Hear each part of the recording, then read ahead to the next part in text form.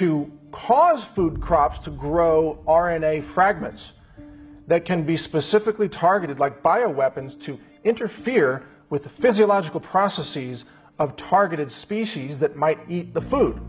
Now, this technology is called RNA interference technology. It's relatively new compared to GMOs, relatively new. It's being touted now as a technology to eliminate the use of pesticides, because what they're saying is they can cause a corn crop to grow RNA fragments that will kill the insects that eat the corn without having to use pesticides like toxic chemicals that overload the insect nervous system and kill it from nervous system breakdown and so on. This RNA interference technology is a pesticide technology, but it doesn't rely on pesticide chemicals. It relies on RNA fragments in the food. Now, what's disturbing about this is that this technology can be fine-tuned to target a specific race of humans who eat the food. I want you to follow me very carefully on this, because most people have never heard of this before. They've never heard of this technology. They don't know it can be targeted by race. Food crops can be engineered right now based on existing technology to cause infertility in black people alone. That technology is a reality. It's widely covered out there in the mainstream media, in the science media. RNA interference technology is widely covered. And they openly talk about how it can be used to target specific physiological processes of certain insect species. They can interfere with DNA repair or protein synthesis in insects. They can interfere with fertility or reproduction. They can interfere with mobility, a nervous system interaction with the musculoskeletal system, or depending on what animal we're talking about, other systems, endoskeleton systems. I ask you, does that technology exist? The answer is yes. It absolutely exists right now. Are they using that technology? I asked you, do a little bit of research, look at the plummeting sperm production in black men. Sperm production is plummeting in black men. Sperm production is precisely the kind of physiological process that can be targeted by RNA interference technology. Now, is that proof that the food crops are being engineered to cause sperm production to plummet in black men? No, it's not proof. But when you connect the dots of all the other things that are being done covertly, this becomes something very likely in the realm of possibility. It would take a lot of advanced testing to find this out. And guess who controls the funding? Guess who controls nearly all the science funding in America today? The federal government. The same government that allows the CDC to cover up the truth about vaccines and black children. The same government that funds Planned Parenthood abortions of black babies. The same government that covers up the EPA-induced contamination of waterways affecting Native Americans and other populations, including the Flint, Michigan, predominantly black population. This government, same government that runs the FBI, that wanted Martin Luther King Jr. to commit suicide. It's the same government. The government is at war with you. If you're black and you're watching this, the government is at war with you, and they want you to exterminate it, and they control the science funding, which means there will never be money for any genetic science of the food supply to uncover this truth. If it were there, it would be covered up like everything else has been covered up this entire time. Just like the Tuskegee experiments covered things up in the 1930s. Nothing has changed, except the technology is more advanced. The covert technology is more covert. The number of vectors through which they can kill you and cause you to have no children, cause you to have spontaneous abortions, the number of vectors is increasing. You are being targeted. And like I said earlier, to some extent we're all being targeted. But black people are being targeted more than anyone else. So what do we do with all this information? What do we do? Do you take to the streets and bash heads? No. It doesn't get you anywhere. The problem is the consolidation of power in the institutions of science and medicine. problem is that science has been taken over by globalist agendas and depopulation agendas and government funding. The problem is that we don't have a decentralization of science.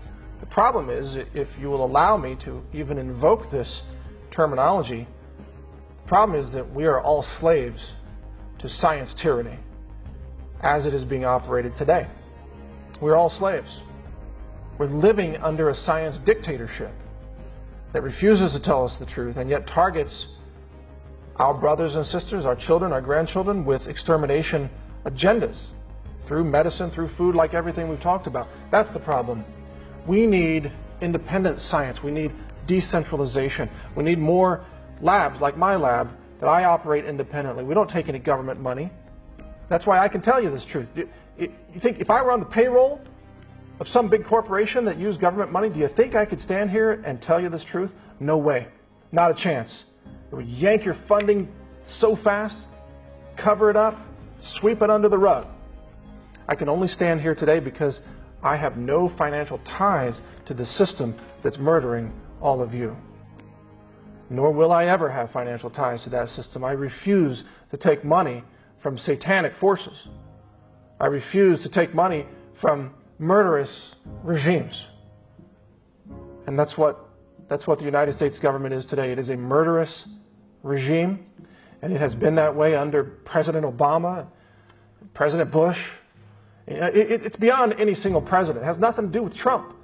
It's the bureaucracy, the momentum of genocide that is endemic in the culture of the CDC, in the culture of the FDA, in the culture of the EPA, that is beyond the reach of any one candidate or any one politician. And it has persisted for generations, and it continues to persist, and it will continue to target you and murder you and cause you disease and cause you brain damage and cause your children autism until the day comes that we the people decide to stand up and take back our liberty from this murderous regime that commits murder and genocide in the name of science and medicine.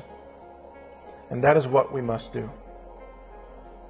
I don't think it's a goal that can be achieved through violence. And I don't call for violence because that is being afflicted against us in far too many ways. It must start with awareness. And so the only thing I ask of you watching this, listening to this, even if you don't believe every chapter of the talk here, maybe you find some of them hard to believe so far.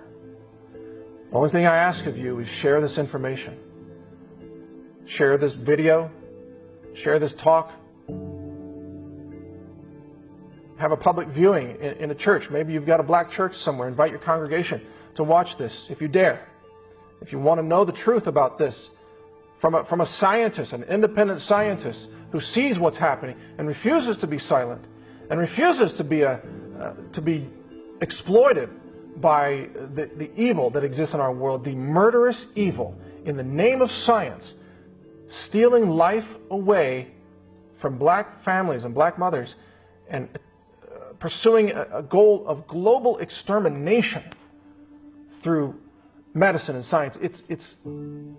We cannot stand for it. We must change our future together.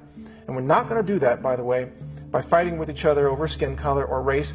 Do not let the system divide us, because the system is actually murdering us, but they're trying to keep us distracted.